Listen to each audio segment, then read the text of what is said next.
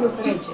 40 एकत्र राहायचे सर. आणि ह्यांची आई म्हणजे ते मोठे होते ना, तर ते सगळ्यांचं स्वयंपाक म्हणजे सगळं डिस्ट्रीब्युशन वर्क होतं. म्हणजे ह्यानी स्वयंपाक करायचा, मग एकाने शेताचं बघायचं, एकाने मुलांचं सगळं असं कपड्यांचं धुणे पिणे असं सगळं होतं ते एवढ्या लोकांचं. आणि ह्यांचं खूप हे होतं म्हणजे घरचं ते शेंगा वगैरे असायचे ना, घरचं तेल काढायचे, हळद जायची मार्केटला विकायला. म्हणजे वैभवशाली सुरुवातीपासून दररोज कामावरती आमच्या घरी असायचे.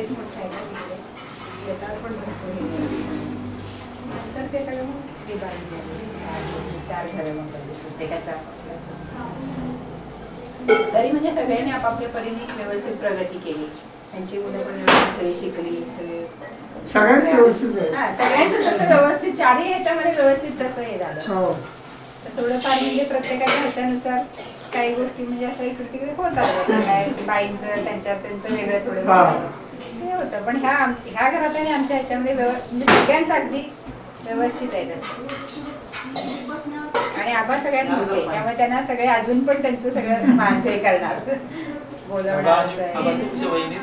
त्यांचा स्वभाव अगदी माझ्या आईची भूमिका त्या करतात.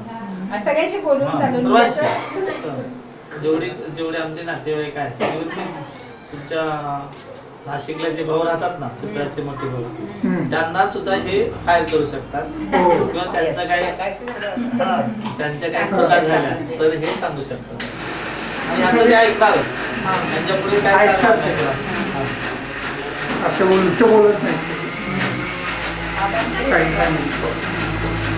हे निस्वार्थ वृत्तीने सर्वांना सुचवणार सगळ्या गोष्टी. हे आम्ही पण गेलो की आबांच्याकडे पुण्यात जाणार कधी म्हणजे आम्हाला कधी म्हणत आलं गेलं तरी त्यांच्याकडे काय येते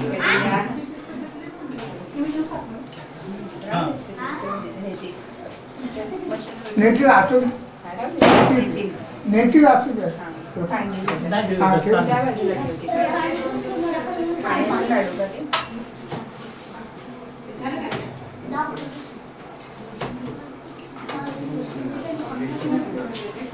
राहुल हे आत नाही सगळं.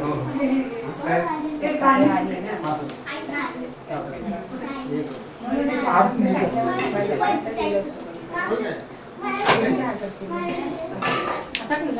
बघ ती सुजयला